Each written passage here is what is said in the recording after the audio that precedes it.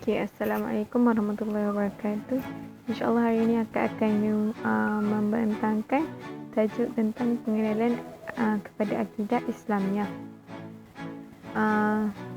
Isi kandungannya adalah konsep akidah Islamiyah, iaitu akidah Islam, iman, ihsan dan tauhid, pembahagian tauhid, kesan akidah Islamiyah dalam kehidupan manusia. Akidah Islam, yang pertama adalah akidah ni. Akidah ni dari segi bahasa berasal daripada perkataan Arab, iaitu akad, ikatan atau simpulan atau janji yang kuat. Contohnya kita boleh tengok dalam akad nikah, akad jual beli. Maksudnya kat situ adalah ada ikatan antara suami isteri, jual beli, penjual dengan pembeli. Seterusnya dari segi istilah kepercayaan dan keimanan yang kuat kepada Allah yang tidak akan terurai dalam apa juga keadaan. Contohnya keluarga Yasir dengan Masyitahin. Dekat situ kita boleh tengok kepercayaan dan keimanan mereka tetap teguh walaupun mereka diugut untuk dibunuh kan. Seterusnya bersungguh-sungguh berpegang kepada Al-Quran dan juga hadis mengikut apa yang ada di dalamnya. Definisi Islam dari segi bahasa berasal dari perkataan Arab iaitu salimah, iaitu selamat, sentosa atau kedamaian serta menyerah diri, tunduk, patuh. Dari segi istilah pula, patuh dan menyerah diri kepada Allah dengan rela dan tanpa paksaan. Seterusnya adalah iman. Dari segi bahasa berasal dari perkataan amanah, iaitu percaya atau membenarkan. Dari segi istilah pula, membenarkan dalam hati, percaya atau iktikad, berikrar dengan lidah iaitu melafazkan, dan membuktikan dengan anggota badan. Contohnya kita yakin bahawa Allah itu adalah Tuhanan, dan berikrar dengan lidah iaitu melafazkan dua kalimah syahadah, dan membuktikan dengan anggota badan. Kita solat, kita puasa, kita ikut apa yang kita patuhlah apa yang Allah suruh kan. Seterusnya adalah ihsan. Dari segi bahasa, memperelokkan atau mempercantikkan. Dari segi istilah pula, memperelokkan aspek zahir manusia dengan melaksanakan ibadah kepada Allah, dan memperelokkan aspek batin manusia dengan cara mewujudkan keikhlasan ketika beribadah. Ihsan ni dalam erti maksud yang lain, kita merasakan bahawa Allah tu tengah melihat kita beribadah. Contohnya dalam solat, dalam semasa berpuasa tapi walaupun kalau kita tak dapat rasakan benda tu macam Allah tengah melihat kita, tapi yakinlah bahawa Allah tu maha melihat. Bismillahirrahmanirrahim. Kita teruskan dengan tauhid. Apa itu tauhid? Dari segi bahasa bererti mengesahkan Allah, manakala dari segi istilah pula bererti kita beriktikad, percaya dan yakin bahawa Allah itu esa, tunggal dan tiada sekutu baginya. Macam mana kita nak pelajari tauhid dan mengesahkan Allah? Yang paling asas adalah dengan mengenali 20 sifat Allah SWT dari segi zatnya, sifat, perkara wajib, perkara mustahil baginya, dan sifat-sifat Rasulullah, Rasul-Rasul, perkara yang wajib dan perkara yang mustahil bagi Rasul. Kesan akidah Islamiyah dalam kehidupan Islam. Yang pertama adalah pembinaan jiwa, memberi kekuatan jiwa yang besar apabila mempunyai sifat mengharap pada Allah, sabar dengan ujian, tidak meminta pertolongan dari makhluk. Contohnya dekat sini isu semasa Palestin dengan Israel.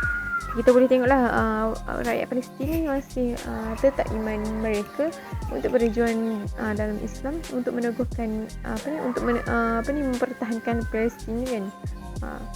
Dan mereka ni sangat-sangatlah mengharap kepada Allah untuk kemenangan mereka di bumi, untuk bumi Palestin kan. Seterusnya adalah pengawalan diri akan memandu manusia dari perkara haram. Maksudnya kat sini akidah ni akan membantu kita lah daripada melakukan perkara yang haram. Seterusnya adalah masyarakat madani, melahirkan satu persaudaraan yang sukar dirungkai oleh anasir tidak sihat. Persaudaraan, contohnya persaudaraan Muhajirin dan Ansar pada hijrah kan, peristiwa hijrah Rasulullah dari Mekah ke Madinah. Dari persaudaraan inilah wujudnya satu kerajaan Islam di Madinah. Seterusnya adalah pembentukan akhlak. Akidah akan mempengaruhi akhlak. Seterusnya adalah keistimewaan akidah Islamiah. Pertama adalah tidak bertentangan dengan ilmu pengetahuan yang sebenar, universal sesuai dengan zaman, tempat dan keadaan, akidah Islam yang praktikal. Terusnya, saya akan terangkan tentang konsep syahadah. Apa itu syahadah? Ianya pengetahuan, penerangan, perkabaran dan penyataan. Pengakuan dan pengiktirafan tauhid tidak akan terhasil melainkan dengan mengucap dan melafazkan kalimah syahadah, iaitu asyhadu an la ilaha illallah wa asyhadu anna muhammadar rasulullah. Kalimah syahadah mengandungi perkara ikrar, iaitu pengakuan, iktiraf iaitu pengiktirafan, dan i'tiqad iaitu kepercayaan.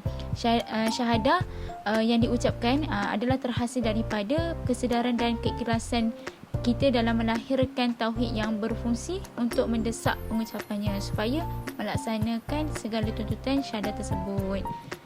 Dan berkenaan pembahagian kalimah syahadah, ada dua pembahagian, iaitu nafi dan isbat.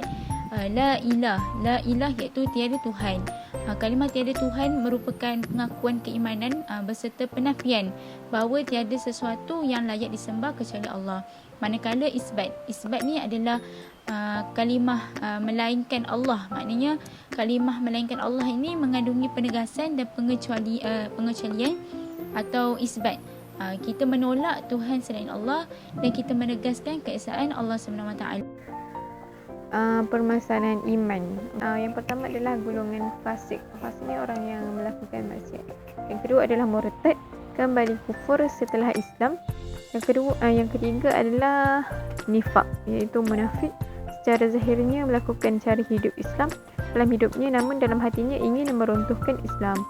Kita boleh tengok ni orang munafik ni kalau dia bersama dengan orang Islam, mereka ni akan menceritakan tentang hal-hal Islam, tapi di belakang orang Islam mereka akan membantu para musuh Islam untuk meruntuhkan Islam. Contohnya kalau pada zaman Rasulullah adalah Abdullah bin Ubay.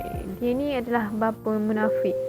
Dia ni membantu orang-orang kafir untuk meruntuhkan Islam. Contohnya memberi strategi keren. Seterusnya adalah syirik, iaitu menyekutukan Allah. Syirik ni adalah dosa besar dan juga haram ini. Syirik ni dosa yang paling besar dalam dosa besar. Seterusnya adalah kufur. Kufur ni adalah kafir, tidak mengaku Allah sebagai Tuhan, Rasulullah sebagai Rasulullah Allah, dan tidak ikut apa yang disuruh oleh Allah dan Rasulnya. Okey, kenapa kita kena kukuhkan akidah kita, tauhid kita, dan akidah Islamiah lah kena kukuhkan dalam diri kita, kerana bagi mengelakkan kesan syirik dalam kehidupan diri. InsyaAllah kita terhindarlah daripada masalah iman kan. InsyaAllah kita daripada tak faham ke boleh tanya je kami. InsyaAllah. Terima kasih.